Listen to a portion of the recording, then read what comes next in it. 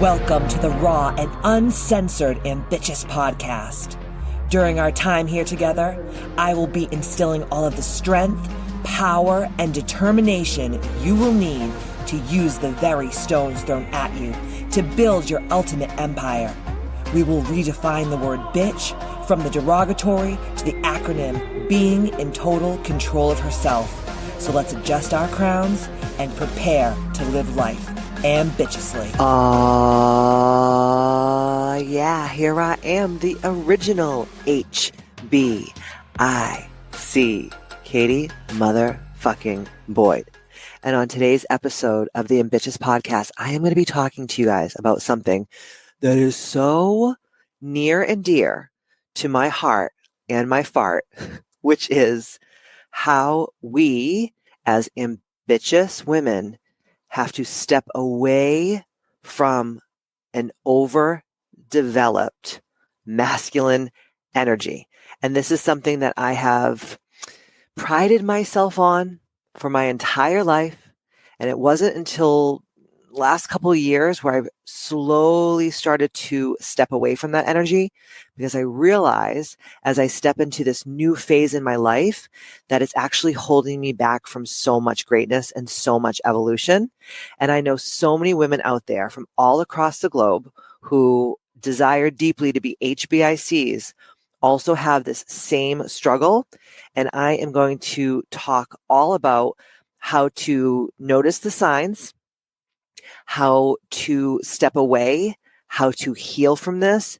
And also, if you have a significant other in your life, and it doesn't even mean it has to be a man, it could be anyone, but they may be the more masculine in the relationship, and how we deeply desire, and I'm going to use the N word, need our partners to show up for us so that we can be more in our divine feminine energy and have more balance of that. Okay. So this is going to be a pretty in-depth podcast. So get your journals out, take notes. You may have to listen to this a couple of times because it's going to be a lot of information. I'm going to be speaking a lot about how I've healed my own self and how I've watched other clients and people that I coach heal those parts of themselves so that they can truly be ambitious. Okay, you guys ready? Let's just get into this because it's been something that I've deeply desired to talk about for a really long time. But because I take what I do very seriously here, I had to do a lot of, research on it. I had to really go deep inside of my psyche and in my soul and really search for the right things to say, because I know for a fact that this is something that plagues modern women in this day and age more than it ever has in the history of us being on planet Earth. Okay. All right. So when a woman is deeply entrenched in masculine energy, the first thing I'm here to say is most of it comes from trauma. So the first thing I want to do is talk about these signs or little things that may come up that are definitely red flags that you're deeply entrenched and you have a overdeveloped masculine energy that is starting to cause toxicity, not only within your own physical body and in your energy, but also with the people around you and how people are showing up to you that you may be like, why is this person treating me this way? Why is this person acting like this? And 9 times out of 10, it's because you're showing up in a very toxically masculine energy, because this is something that you've always had to do to survive. And I'm here to tell you, my girlfriends out there in Ambitchious land, you don't have to do this anymore. And I'm going to teach you how to get away from it, because this is something, again, that I am working on. I think that the best leaders in the world are very vulnerable and they talk from a place of their own experiences. And that's what I really, truly desire to do today. Okay. So when a woman is operating from this toxic masculine energy, like I said before, it's due to trauma, and she may exhibit very specific behavioral patterns and emotional signs. And so I'm going to go through some of them right now. So if you're listening to this and the bells and the whistles are going off, you probably have a little touch of this, or you can be like me and be like a full blown growing up a cock and balls, because I thought like this is this is what being a successful, tough woman is all about. It's about like kicking ass and taking names and hustling and grinding and, sleep when you're dead. And I don't need anyone. I'll do everything myself. And, betrayal trauma and abandonment. And there's just so much stuff that we have to get into today. So if you're feeling like the little hairs on the back of your neck stand up, it's probably because I'm talking straight to you. And if these things that I say are making you angry and you want to just turn this podcast off, I really, really, really desire for you to not do that, because this podcast is definitely speaking straight to your soul. Okay. All right. So the first thing, and again, I'm speaking from my own experiences on this earth, is when a woman is deeply in her masculine, it's because, like I said, it's trauma. So the first thing that you're going to see with a woman who's very entrenched in this energy is aggressiveness and assertiveness. And it's not in a good way. It's always in a low vibrational frequency way. So a lot of women who are stuck in this energy come across as overly assertive, rude, very curt, very short, very direct. Sometimes people even say aggressive, nasty. And of course, this is, it's a trauma response. And what we're trying to do is we're trying to push people away, because when we push people away, we can't get hurt. Even though when we have no one around us, that's the most sad fucking place in the world to be. But for people like me who have gone through a lot of trauma in their lives and have always said, like, I don't need a man, or I don't need anyone to help me. I can do everything myself. That is definitely a red flag. And remember, women who are deeply entrenched in their masculine, we really weren't born that way. Now, I do agree that we have life contracts that we sign before we come down here. I also agree that we have a lot of ancestral lineage that we're carrying from generation to generation that's been passed down.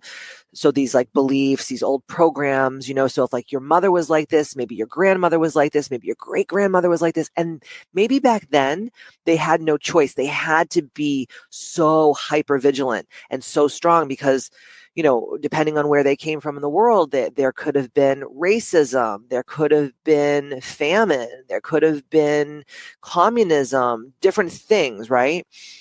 But we don't have to live like that anymore. And we're holding on to this from our programming, from our ancestral lineage. I also do believe, and if you really want to learn more about this, check out the book, It Didn't Start With You by Mark Wolin. Amazing book that explains so much of how, a lot of us have trauma that's been passed down through our genes, like our actual DNA. I'm not going to get into all that today, but I just want to touch upon it and just plant those seeds just in case you want to learn a little bit more about that. But, we weren't truly born like this. We became this way because especially in our childhood minds, we felt like we had no other choices. So we had to just do this.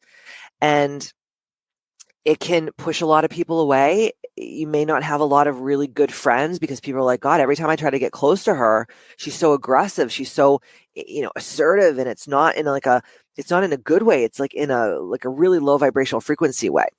The next thing is she could be emotionally inhibited. I have a lot of this. I'm working on this on a daily basis, but I have and I know a lot of people just like me who have difficulty expressing vulnerability, who have difficulty really truly saying how they feel, expressing their emotions, which really in the long run truly leads to emotional detachment, numbness, disassociation, loneliness, hypervigilance, right? The next one is they become controlling, and they call it sometimes perfectionism, excuse me. I'm definitely one of those people where I'm like, oh, I'm a type A personality and I'm a perfectionist, and, I have to have control of everything. And a strong need for control, especially in your environment, when it comes to perfectionism and having difficulty trusting others comes from so many lines, right? It can become from, betrayal trauma. It could, you might have grown up in a household where your parents were divorced and your father would tell you, hey, I'm going to come pick you up on Saturday. And you would sit on the front porch and he would never show up. Or you may have had a mother who was an alcoholic and she may have said to you as a child, like, I'm going to stop drinking. This isn't going to happen anymore. And then the next day comes and she's, deeply entrenched in the bottle. And as a child, our brains don't work with a fully developed prefrontal cortex. We actually, as human beings, especially as women, we don't develop that until we're about 26, 27 years old. That's why I think that no one should get married until after their prefrontal cortex is developed, because so many people who get married so young end up in divorce because they weren't thinking with their full minds, right? They were making decisions from a place of not being fully developed, right? And, when you have that distrust for people, and I'm saying this from my own experience on this earth, it can be a lonely road. I mean, sometimes the people that I feel the most closest to, sometimes I feel like they really don't even truly know me. There's things that maybe my husband doesn't even know that I'm working on letting him in. But it's scary for someone because in the past, when you've tried to speak your truth or you've tried to, show up a very specific way and people have shot you down, it's a learned behavior. It's like, well, every time I do this and every time I'm vulnerable and every time I try to, do the opposite, people, they betray me or they let me down or they besmirch me or they treat me like a second-class citizen or whatever. And I'm telling you right now that is not a good place to be at all. And I've been there and I still get myself to those places of the control and the perfectionism. And when no one ever steps up for you, like if you're the woman in the relationship, let's just say that you're always booking the trips. You're the one that's keeping the kids on point, taking them to all their appointments, after school curricular activities. Then you're bathing them, then you're feeding the family, and then you're working a full-time job, and then you're managing the bills. And, you may ask your husband, like, hey, can you help me with this thing? And he's like, oh, I'm watching TV or I'm doing this. Like, stop being a pain in the ass. And then you're like, fuck it. Every time I ask people to do shit for me and they either don't do it or they say that they're going to do it and don't do it, which is really jarring, or they act like you asking them for the most minor thing is a huge inconvenience. What it does is it makes you hypervigilant. It makes you a control freak. It makes you a perfectionist and a type A and an overdoer and an overgiver and an overachiever and almost to a point sometimes a people pleaser. And again, it's not a healthy place to be. The next thing that you can see a lot in these hypermasculine women, I'm speaking for myself, is independence to a fault. Independence to a fault. So excessive independence, reluctance to ask for help. Does this sound familiar to anyone out there in Ambitchious land? A reluctance to rely on other people, because like I said, in the past, every time you've tried to open yourself up and become vulnerable and ask people for help or ask people to have your back and be your ride or die and show up for you, they don't do it. They let you down. So after a while, you're like, fuck it. I'll just do it my damn self, right? You see a lot of these women, and hi, it's me. I'm the problem. It's me. I'm just like this. They are workaholics and they're addicted to overachieving and success. And they're not really focusing on success for the sake of success. They're focusing on the success and the overachievement to prove, like, see, I'm worthy. I didn't need any of you people to do this. And it's just like reinforcing more and more and more toxic, masculine, negative, low vibrational frequency behavior. And using productivity and achievement as a defense mechanism or a source of control has a lot of down the road bad things that come out of it. I just recently started realizing that so many of the things that I've done in the past and still continue to do, I do it because I have to always prove like I'm enough. See, I'm enough. I'm enough.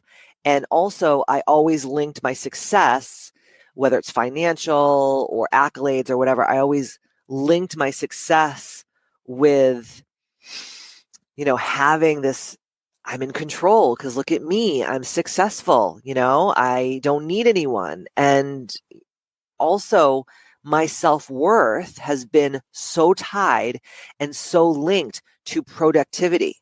And what I have to always remind myself every day, and this is just part of my everyday rituals, is it doesn't matter how much you do or do not do. It doesn't make you more or less worthy to take up space and be alive on this planet. You know, my husband always says to me, can't you just fucking sit down? Can't you just rest? And we had kind of not a fight. We kind of did get in a fight, I'm not going to lie. Because he was like, you know, it's Memorial Day weekend and I just want to like smoke cigars and like watch TV and like play with my balls and like go have lunch and, you know, sit in the sunshine. And I was like, well, what the fuck do you want to do that for? Like, let's do shit around the house. Let's like create, let's make things. Let's, you know, get our to-do lists and like clean them up. And he's like, I don't want to fucking do that. What is your problem? Why can't you just sit? Why can't you just be? And I was like, fuck yeah. But then when I really sat with it, I was like, oh shit. So much of my self-worth and so much of who I am and what I believe about myself is so tightly linked with who I am as a person, how much money I make, how many things I can do in a day, you know, outworking and overdoing everyone around me. And the more I realize that this is just a response from trauma that I've gone through in my life, you know, and that a lot of it stems from like when you're a little girl and you're family or your mom and dad or whomever is your caregivers are emotionally immature. A lot of emotionally immature caregivers always link, you know, big accomplishments to love, right? So it's like, if I'm accomplishing things and I'm getting great grades and I'm like this perfect, funny, great, wonderful child, like they're going to love me more because I realize that when I do good things, I get more attention. And then what happens is because we don't heal those things in our lives, it just spills over into our adult lives. And then you become more fucked up than a soup sandwich. And then you end up like me, having to podcast, having to coach people on these things. Because for me as a coach, I realize that one of my biggest driving factors as a coach is I know what it feels like to feel scared and sad and broke and abused and traumatized and emotionally fucked up. And I really don't want anyone that I know, who, and especially the people that I work with and I love, to feel that. So it's always this like driving factor in my everyday life, like to get up and help more people because I know how lonely and scary and shitty it feels to not have that kind of support, you know?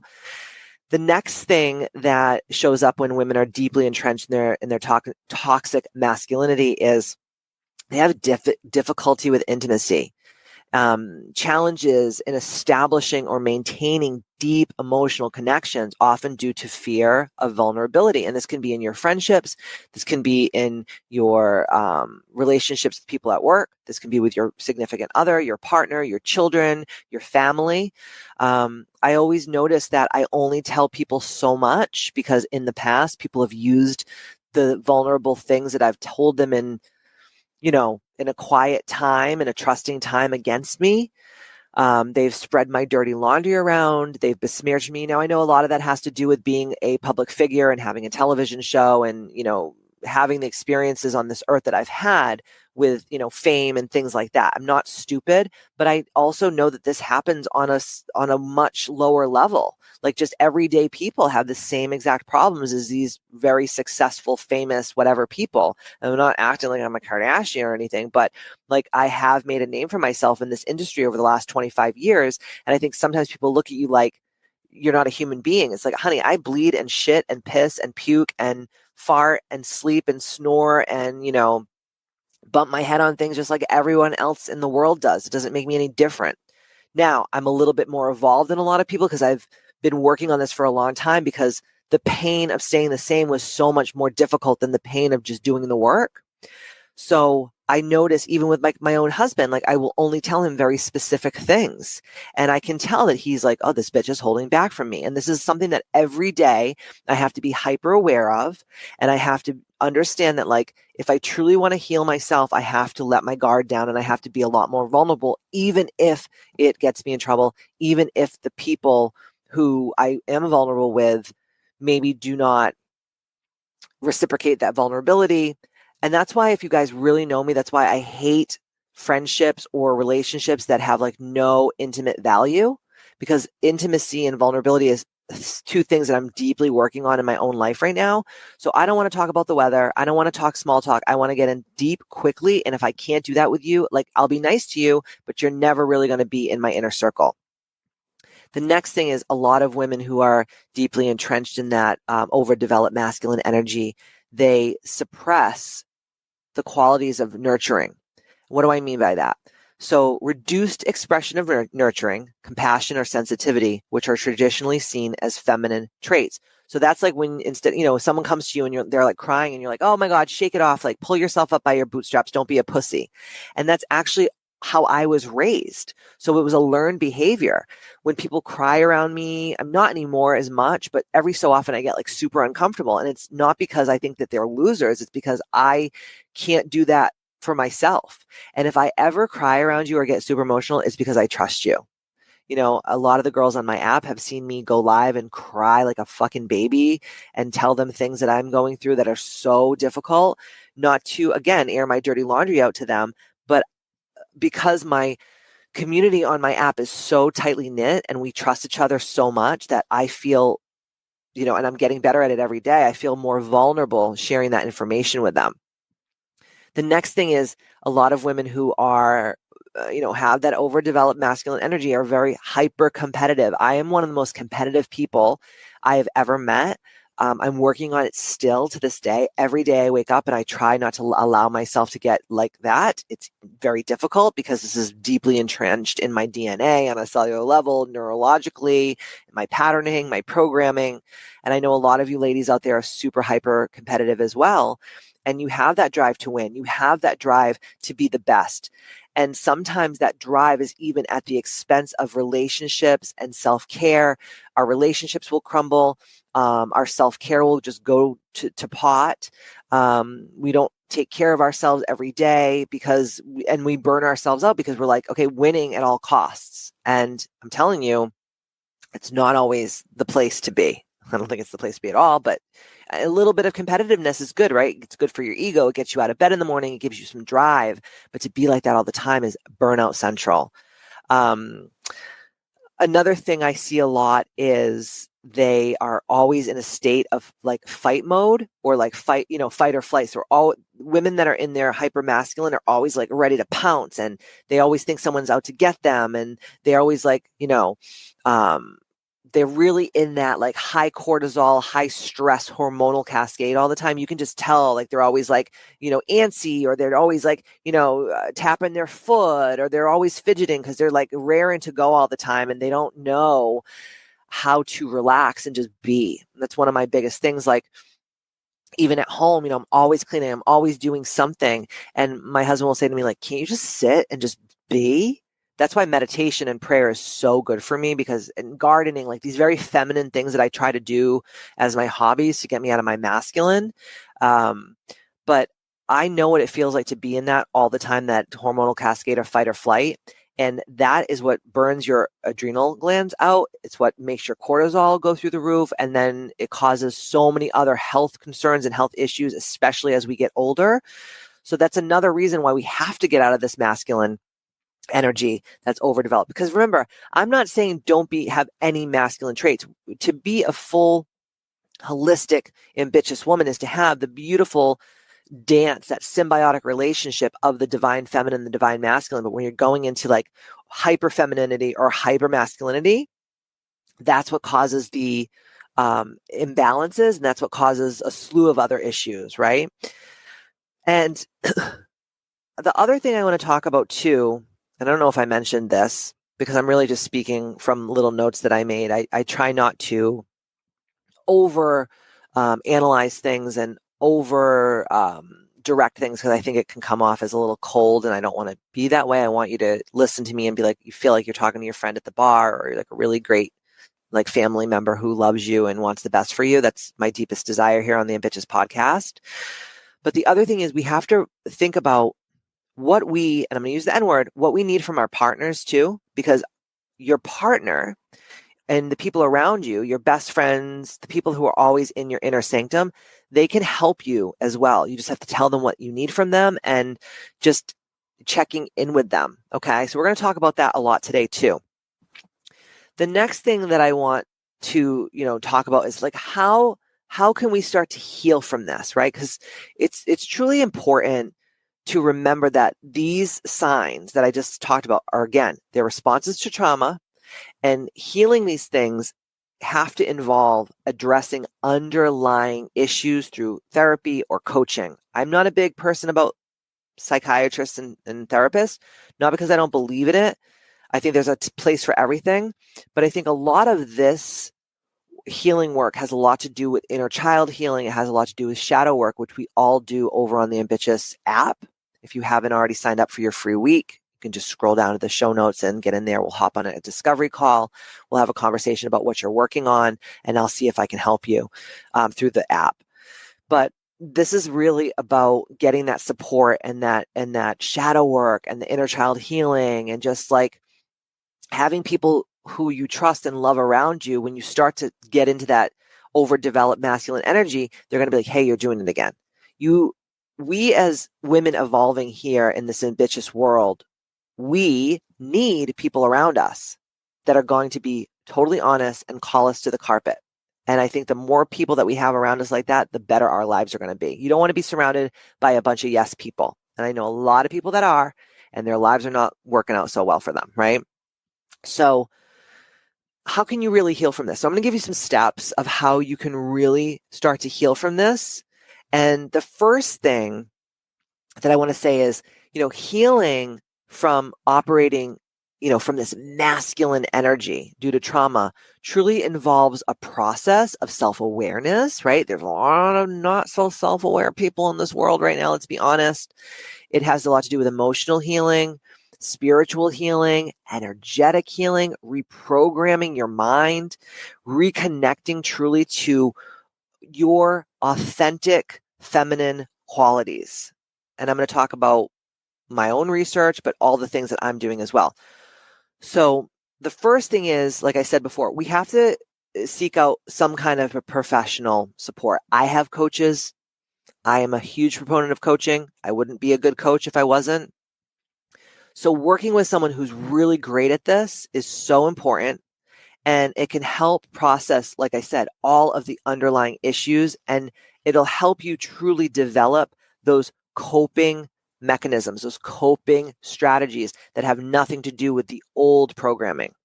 The second thing we can do is we can build self-compassion. And this is difficult for people who are women that are constantly in their, toxic masculinity. We have to practice self-love. We have to practice self-acceptance. We have to recognize that all these behaviors that we're experiencing and putting out there to the world are developed through protective mechanisms. It doesn't make you a bad person if you've been doing this for a really long time. And that healing is a gradual process, and it's not linear. It's not like every day you're like, I'm better, I'm better, I'm better. Sometimes you get up here and then all of a sudden you fucking fall 10 stories back down. And I can't tell you how many times this has happened to me, and it still happens to me, and I'm pretty evolved, right? The next thing is we have to deeply connect with our true emotions. And we have to engage in practices like journaling, meditation, sound healing, breath work, mindfulness, and shadow work, inner child healing, mortality meditation. Again, all this is on my app, and I do a lot of this work with my one-on-one clients as well. Because when you're not connected with your emotions, it actually holds you back in so many other ways. So a lot of women are like, I don't know why I can't make money. I don't know why I can't do this. I'm like, because you're so fucked up. And you're so in your toxic masculine energy that you can't even see, what is the old adage, like the trees through the woods or whatever the hell it is. So the more we do that, the more we're aware, the more that we have these aha moments, and we just like, I'm like, okay, this is who I've been for a really long time, and I'm not going to think about the past. I'm going to think about who I'm going to evolve into and do the things that it takes to get to that place. You allow yourself to experience the vulnerability. You allow yourself to not have to self-protect all the time, and it takes you to the next level. I've already said this, but I want to just kind of hit this home one more time. We have to revisit and reparent and start to systematically and strategically heal that inner child. If you haven't bought my book already, I have a whole inner child healing meditation and journal prompts in one of the latter chapters. If you don't like to read physical books, you can also go on my app and it's there on audio, which is awesome too. And I have all of the recordings. I have tons of podcasts about healing your inner child and reparenting that inner child. But truly, when you triple down on healing those wounds or past traumas, it can 100% help you release those deep-seated beliefs and patterns impacting all of your current behavior, right? The next thing, and this is really difficult for a lot of women, especially like me, who's been deeply ingrained in that toxic masculine energy, whereas embracing the feminine qualities that you maybe have pushed down over, decades, years, whatever. So cultivating softness, nurturing, being more trusting, and using your intuition through activities like creative expression, through dance, spending time in nature. That's why I love to garden. That's like why I love to hike. That's why when I go on vacation, I love to, really get super into nature, whether that's like animals or the ocean or beaches or the forest or, anything like that. I absolutely adore. I never used to because I was like, this is boring. We could be doing other cooler things, but that's what I truly needed to start that process of reimagining who I could be as this divine feminine energy being. Also, self-care practices and being around other women who are very feminine. And this could also be like something as simple as like wearing soft colors. If you guys know me, I love black, everything black, black, black, black, black. And I was working with a healer once and she's like, I want you to start wearing more color and like lighter colors. And that's something that I have to work on because my eye always goes to those darker colors, and people will say to me like, oh, you always wear black. And I'm like, fuck, shut the fuck up. But then I have to also say like, is wearing black all the time a defense mechanism? I don't know. Maybe it is, right? So just little things like that, wearing makeup, doing your hair, doing your nails, speaking softer, slower, not feeling like you have to fill every crack of your day with something. Sometimes just sitting, listening to the bird song, getting sun on your face, right? Grounding, taking your shoes off and stepping on the grass, watching the birds, watching the bugs, the insects, the butterflies, like all these things are very feminine, right? The next thing is we have to practice vulnerability, which is a practice. It does not come natural for a lot of women like me. So gradually sharing feelings with trusted individuals and allow yourself to be seen and understood authentically. And I can't tell you like recently how many people I've excommunicated from my life because every time I would try to do this with them and I would say, well, this is why I'm the way I am because of my childhood and I'm working on this. And, I've had people be like, oh, just get over it. Like, don't you want to like just get over it? And I'm like, I am getting over it, but you want to know me better. And I'm telling you like, this is how I'm wired. And I want to know more about you and how you're wired. And some people are wired just to be judgmental assholes, right? So that's something that I'm definitely very hyper aware of, that part of me healing and part of you out there in Ambitchious Land healing is that practicing the vulnerability. And when you're not getting that reciprocation back from that person, when this is something that you're actively practicing, it's God telling you this person is not good for your healing journey. Doesn't mean you have to be mean to them or like not like them, but there's someone that you're not going to share your innermost dreams, goals, aspirations, and soft places because for whatever reason, your intuition is screaming. And part of being kind of beaten over the head with this toxic masculinity is truly not being able to show up in the ways that we truly want to show up in fear that we're not going to be accepted by the tribe. And that's really scary for a lot of people because it's wired into our brain, right? If you were a weirdo, they would kick you out of the tribe and you'd probably die of starvation or, freezing to death or whatever. So you had to become like a sheeple.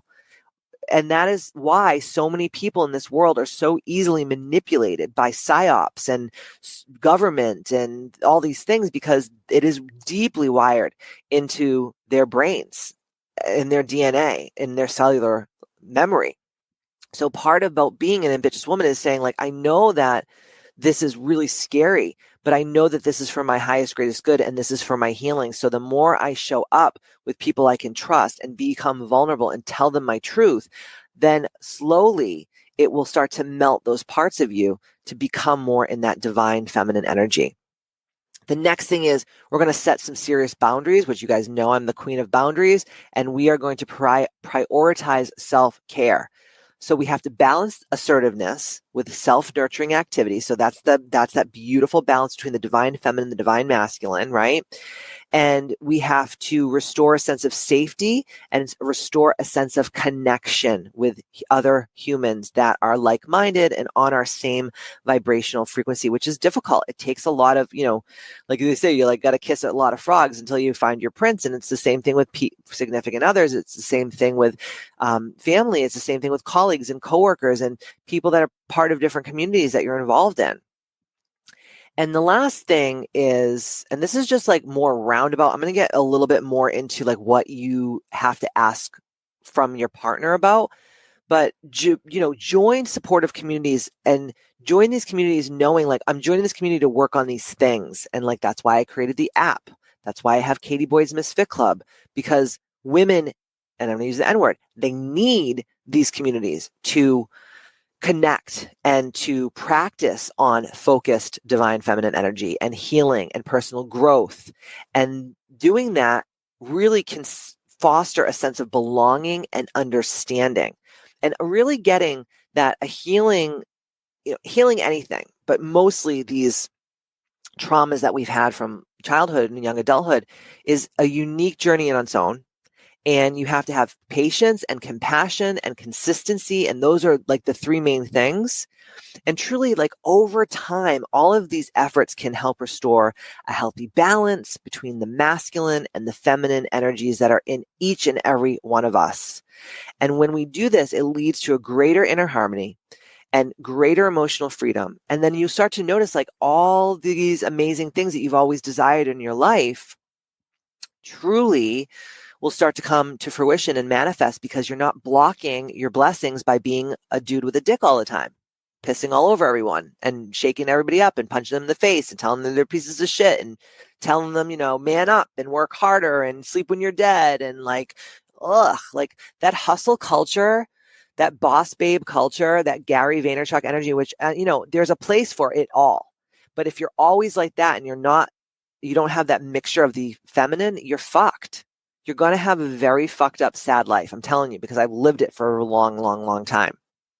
So remember how I was talking about before in the podcast about like all these different ways that, you can see these red flags. But I want to talk a little bit about if you are like me and you have been in that just real toxic, overdeveloped masculine energy for a really long time, for whatever reason that you've had to live like this, I want to talk to you about what you can ask from your partner to help your partner also be part of your healing journey. And I've been doing this a lot with Matt, and it's been really helpful. And listen, we're not perfect. We fuck each other up like a lot. But I think that that's why our relationship is so beautiful, because like he is not a bullshit artist, and he is not going to just say like fluffy, flowery shit to me just to shut me the fuck up. We don't have that kind of relationship. And I'm not going to do that to him either, because when I took my wedding vows with him, I meant every word. And I had so many expectations of how our marriage was going to be, because I could have fucking married like every Tom, Dick, and Harry that I was with before my husband. But I knew that it wasn't right for whatever reason, because I knew there was still that sense of fakeness in that relationship.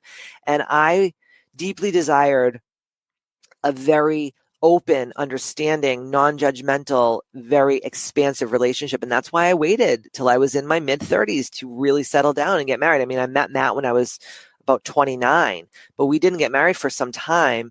And it's like we knew we wanted to be each other's other person, but we knew also that we had a lot of work on our own before we actually took that leap. And everything I'm going to tell you guys today is what I'm doing with my own husband. And I hope that this helps you in your evolution.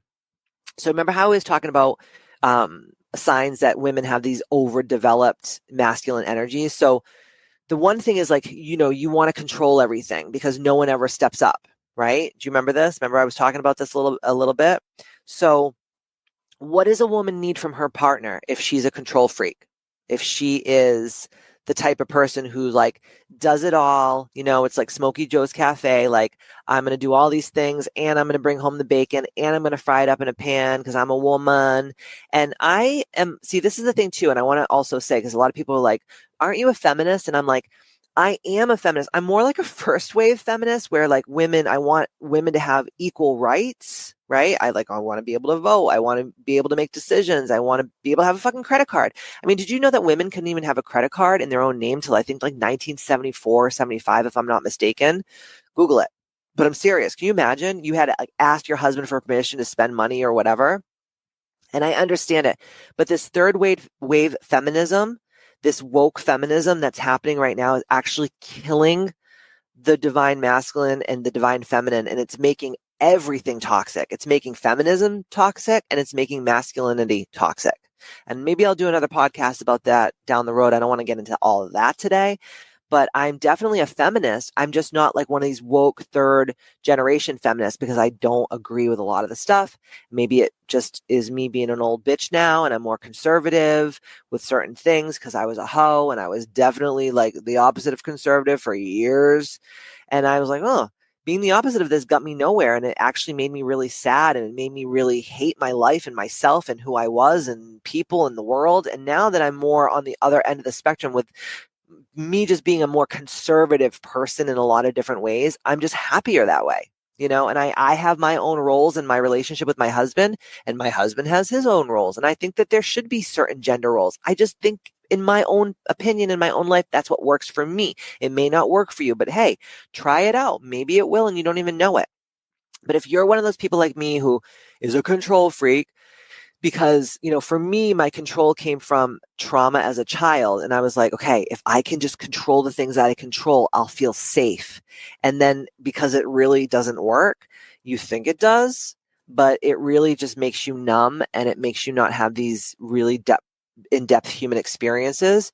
So again, this is something I'm working on. And so like, what do I ask Matt for? So I asked Matt, like, there's going to be, and this is exactly what I say to him. Listen, I'm exhausted and I'm burnt out. I cannot do everything. And I'm just asking you for help. I really deeply desire a partner who takes the lead sometimes without being asked. That's the thing. Like, Matt will say to me, Katie, I can't read your mind. I'm not a mind reader. And I was like, no, I understand that. So having really good, clear-cut communication is so important when you're healing this. But I think that there's also, the significant other in your life has to wake the fuck up too and be like, if I want this marriage to really work or I want this relationship to really, truly flourish, I have to be more awake to the needs of my significant other as well. So if you're out there and you're a control freak like me, how dope would it be if your significant other could just like do things sometimes without even being asked? Wouldn't that just take such a brunt of asinine bullshit off your back? I mean, I know for a fact it does in my life.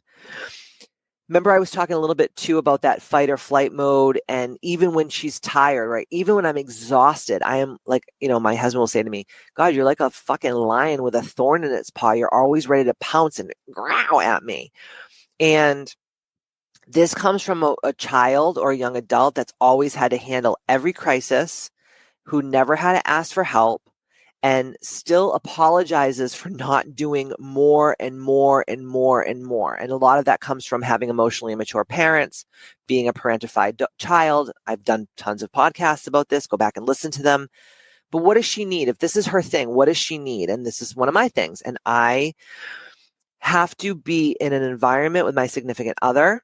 And, most people in general, friends and whatever, but I'm talking about your significant other at this point. But this can be used for everyone in your life that's close to you. We have to feel safe enough to fall apart without being judged. Like a couple years ago, I had like not a nervous breakdown, but I was having a lot of health issues and I was so scared and frustrated. And I just looked at Matt one day and I was like, I'm going to just say things to you that are probably going to make you want to run out of this house and divorce me. But can you just like not say anything and just like let me cry and like let me hold space and don't try to fix anything. I just need you to give me like this non-judgmental ear.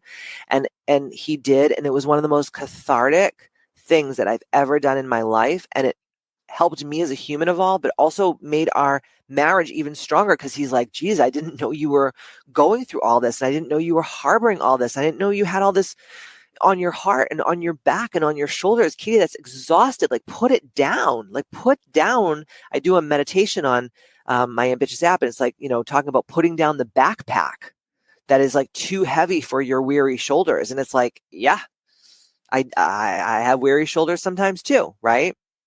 So being with someone that you feel so safe with that you could just say whatever you want and they're just going to let you do that, and they're going to hold that space without judging you or giving you constructive criticism, because it's like, dude, I already criticized myself enough. Like, you don't have to give me more criticism, but thank you. I love you. So the next thing that we talked a little bit about before was, a woman is deeply entrenched in her overdeveloped masculine energy when she rejects softness, because when she was soft in the past, it got her hurt.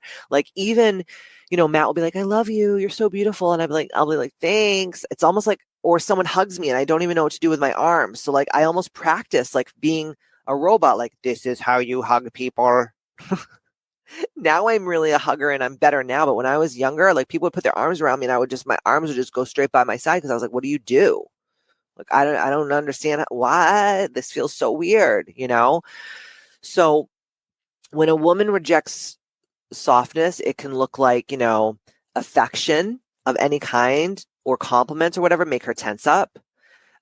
When people give you accolades, it makes you very suspicious. Like, well, what do they want from me? And this is something that I work on every day because of who I am, people always asking, can I pick your brain? Can you do me this favor? Can you connect me with this person? Can you do this, that, and the next? And so sometimes when people are like, hey girl, I get nervous because I'm like, what does this bitch want from me? Maybe they just want to say hi. Maybe they just want to say hi, right? So what does she need from her partner if she's that kind of person? What she needs is consistent love that expects nothing in return, and it is just unconditional. And it's really difficult to find people out there that are going to give you that kind of love, but there are plenty of people out there that can do it for you. But you also have to be a great communicator, and you have to tell people what you truly desire. And that's difficult for a lot of people, to tell people what they truly need to make them feel good. It's hard, especially when you're in this very hyper masculine energy. We talked about workaholism. So when a woman overworks or outworks everyone around her, it's because she was taught at a young age, and maybe, it wasn't even meant to be taught this way. It just happened that her worth is leveraged on how much she can produce, right? And, she may be the type of woman that she's working full time. She's raising the kids. She's cooking. She's cleaning. She's at pickup. She's at drop off. She's the hostess with the mostest. Her house is immaculate. She's always put together. She's juggling all the balls. She's trying not to drop any. And that's exhausting. So what does she need from her significant other? And listen, if you're listening to this and you're like, fuck, I want my man to listen to this, send them the podcast and tell them, hey boys, they can be man bitches, right? So what does she need from a partner? She needs a partner who is going to truly see her value, even when she's still, even when she's not doing, even when she's just being, even when she's just sitting on the couch, flicking her bean, eating ice cream, and watching reruns of Real Housewives of New York. Like, she has to be just as valuable doing that than she is doing all the other things. And again, it's difficult, but there's plenty of people out there that are going to do that for you. But again, it's all about clear-cut communication. So when you're dating someone, you're like, listen, this is what I desire from a partner. If you can't give that to me, you need to tell me right now, because I can't keep going on dates with you and giving you hand jobs. Okay? This is the fucking buffoonery and the tomfoolery has to fucking stop here. Because I can't tell you how many women that I know and that I coach over the years that are like, I'm going to be so good and so amazing that I'm going to change them. Girls, no, you're fucking not. Especially to the youngins here, because I used to be like that. I dated a guy who was so emotionally, mentally, physically, energetically, like just abusive in all the ways. And I thought I loved him so much that I was like, my love is going to be so amazing. And I'm going to be so perfect that it is going to change his ways. And it's like, no, it's not. These people are like this. They are fucking narcissists. They're gaslighters. They're abusers. They're fucking Baiters, they're trash. And no matter how amazing you are, it's not going to make them think or act differently. So cut the shit now. But again, we have to be able to tell people from the jump, like, listen, I'm not here to blow you. I want to get married. This is my desire. So if you can't show up in these ways, like, could you imagine bringing like to all your dates? I'm not saying to do this, but like, this is my prerequisite to you to be with me. Like, how fucking amazing would your life be?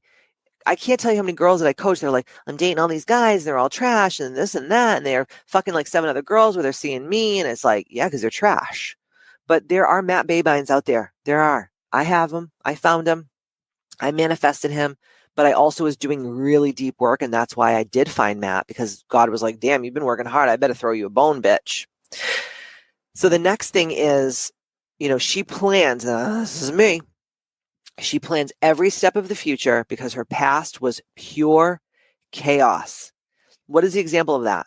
She can't relax on a holiday, right? When she's away. I always tell Matt, I'm like, I am so much better at work. I am not good at a beach. I'm not good at the pool. I'm not good sightseeing. Like, I pretend and I'm like, this is great. This is what humans do. They go on vacation and they see shit. I'm not good at that because I am like, this is not getting me anywhere. And it's like, I have to rewire my brain. And I'm doing that now, where when I do go on holiday, I do go on vacation, I make it very relaxing because it's like, I have to, because I will try to put 10 pounds of shit in a 5-pound bag, even on a vacation. Right. She's anxious all the time when things, go a little too well, because you're like, oh my God, everything is going too well. When's the other shoe going to drop? Right. Have you ever said that or heard that or said around you? Right. So what does she need from a partner? So what does she need to help her balance these energies? She needs reassurance that she's not waiting for the next storm all by herself. When you're with a partner, like I am with Matt, and we know, like, no matter what fucking happens, come hell or high water, we are each other's ride or fucking dies. If I see you murder someone, like, I got a shovel, bitch, I'll bury the body. I mean, you know what I mean? Not really, figuratively, but like, I will take a bullet for that motherfucker. I will die for him. And I know that he feels the same way about me. And that's what we, as women who have been programmed to have these overdeveloped hyper masculine energies, is we truly need someone to have our backs, because no one in the past has really truly had it. And if they've done so, it's been conditional, right? The next thing is, this is one of my things. All these things are actually my things. Is how I came up with them. So she doesn't trust anyone because she's been on the holding it all together end, right? So what is an example of that? She double checks everything. She's used to disappointment. She's a perfectionist. She's a procrastinator.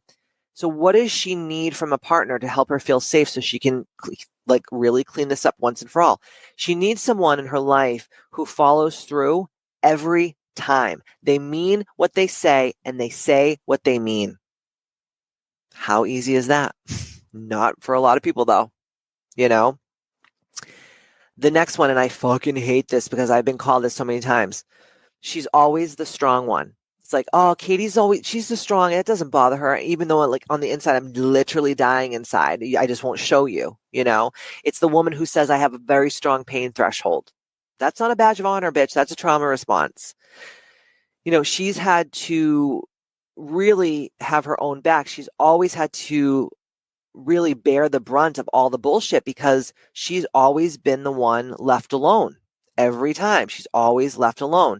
And what is an example of this? She's always the one fixing other people's problems. She's always the one who's carrying everyone else emotionally. And I think too, as a coach, right? People are like, oh, Katie's got it all figured out. She never gets sad. She never gets angry. She never gets depressed, anxious. I get all of it. I can snap myself out quicker than most people because I have real tools, right? That I use and that I teach. But it's hard to be people like us because, we're the ones always checking on people. People aren't texting us. Like, I can't tell you how many people like check on me. Maybe 2, 3. I mean, thank God for them. I love them. Thank you. And you know who you are out there. But when you're always the one that's doing the checking on people, when you're always the one like, are you good? How are you feeling? What's going on? How can I help? And no one does that for you. It makes you feel so fucking alone. And when they do pretend check on you, it's like is this person really want to know how I am? Are they really checking on me? Or are they setting me up for like a sale or something or a favor or whatever? So what does she need from her partner? She needs to be held. She needs to be held fully, deeply, without ever being told you're too much. It's like, oh, I'm too much. Then fucking go find less, bitch. Go fucking find less. And that's truly, truly how I feel. And if you are around women and their masculine energy is like really barking, I want you to really take a step back and say, oh, wow, this woman is showing up like this because something or someone or a group of things or many things and many people have made her over the years not feel safe enough to be soft. And when she was soft, it was looked at as a failure. And truly that overdeveloped masculine energy is just a reflection of who she's had to become just to survive this life. And like, how fucking awful is that? Just those words that just came out of my mouth. It's like, woof, So again, little tidbits that I'm using just to kind of go a little bit deeper so I can cultivate and embrace those divine feminine energies so I can get that good, double helix, that symbiotic relationship of those two things is to, again, practice self-care and nurturing activities, right? You want to prioritize those activities that make you feel cherished and loved and slow and intentional. Take baths, do yoga, engage in creative hobbies. Like if you follow me on Instagram at Katie Boyd Ambitchious, I just recently, just did a little project on my front porch where I did this beautiful, like very whimsical, fun front door entrance that I saw a lot of these doors in Óbidos, which is this beautiful medieval castle town right outside of Lisbon when I was in Portugal recently. And all the doors of all of the homes and all of the restaurants and the shops all had these beautiful, like grapevine-y wreaths, like over it, like an arch or whatever. And I wanted to, kind of redo that in my own home. And it took me like hours to do, but it felt like it was so nurturing and it felt so fulfilling because it's like, I love doing things slow and intentional and then like looking at what I did and feeling accomplished and not feeling accomplished like in a masculine way, in this like beautiful divine feminine way. So creative hobbies, gardening, swimming, like grounding, breath work, sound healing, going into nature, horseback riding, anything like that.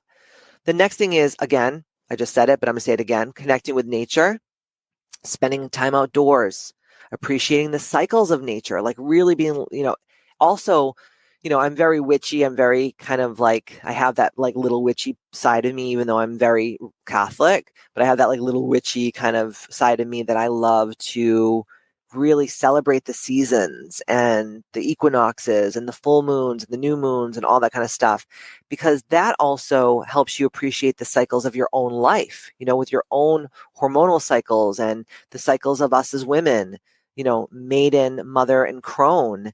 And it deepens your own connections with your own natural rhythms and your own inner flow. The next thing is to embrace emotional expression, allowing yourself just to feel and express emotions without judgment through journaling, singing, dancing, or talking to trusted friends, coaches, therapists, and loved ones.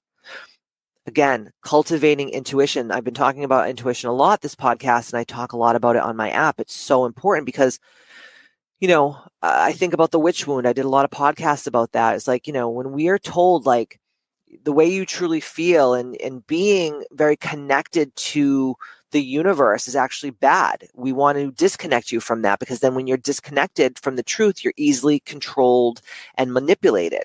And I think about like during burning times when women would be called witches and burned at the stake just for like having great relationships with animals or being able to make poultices and herbal remedies to help people when they're sick. I mean, that was witchcraft. People would be killed.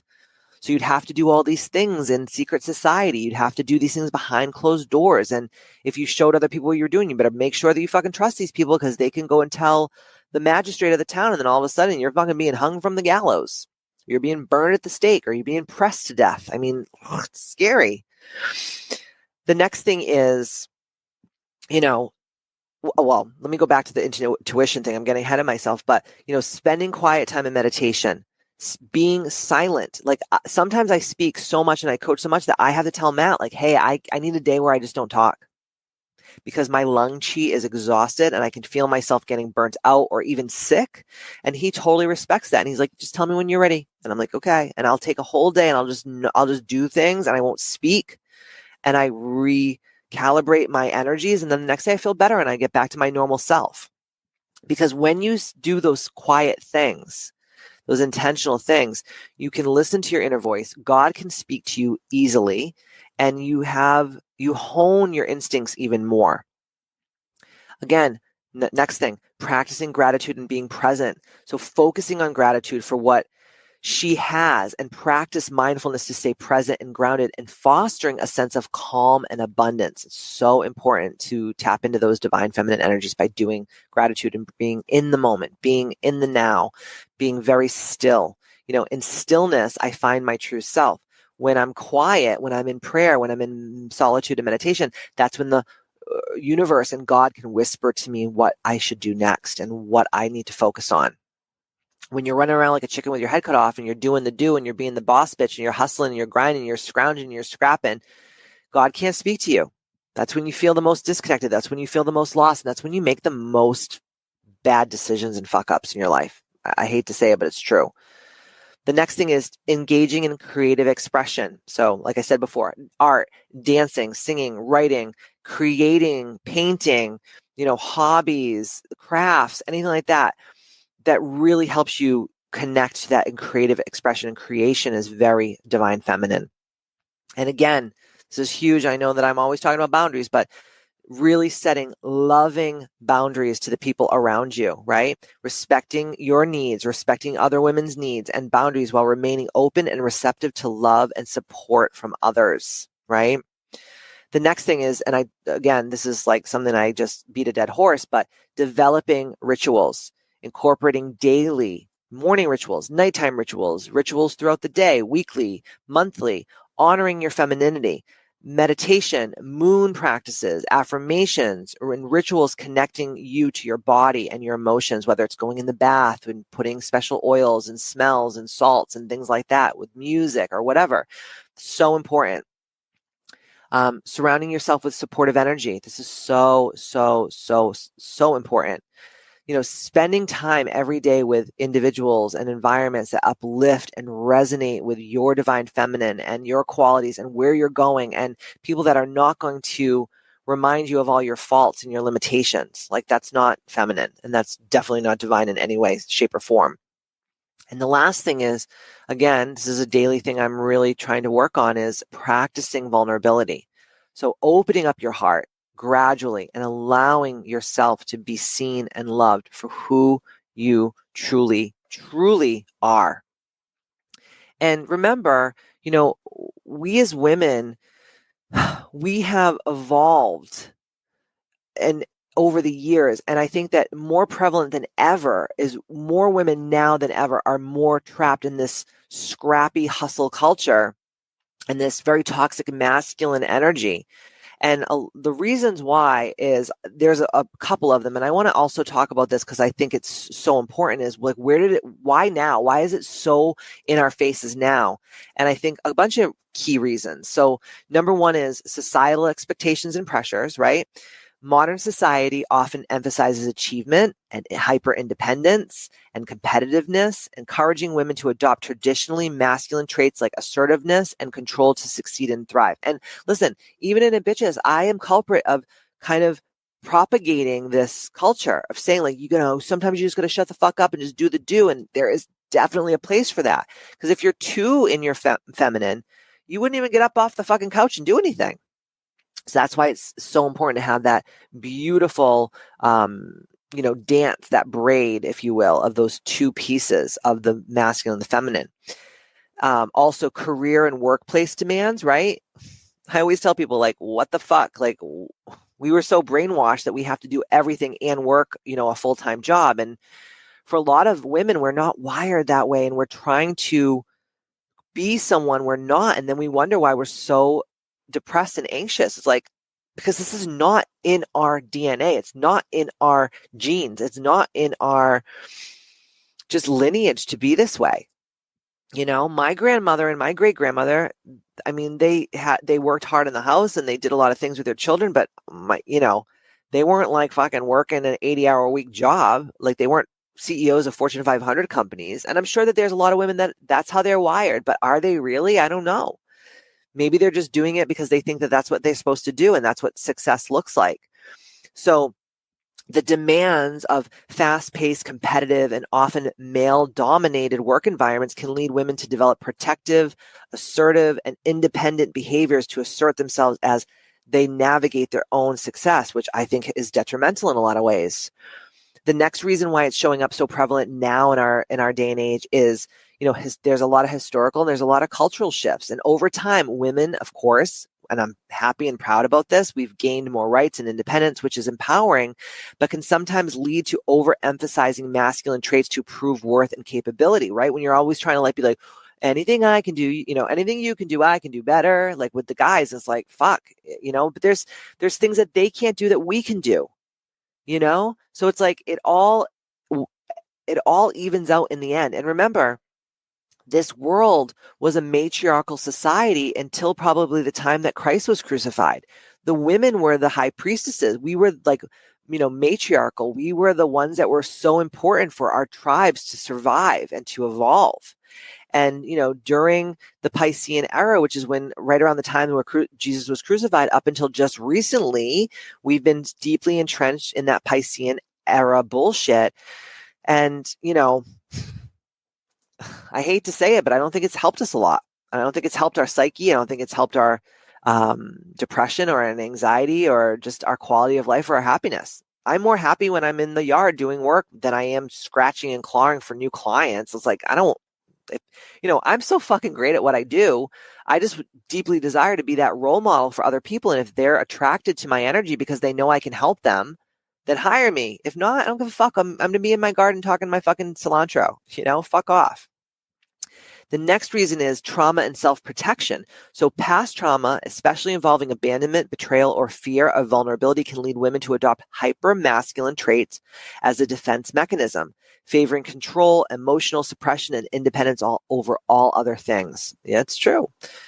Also, this is a huge one. Media and social media influences have also really revved this up too.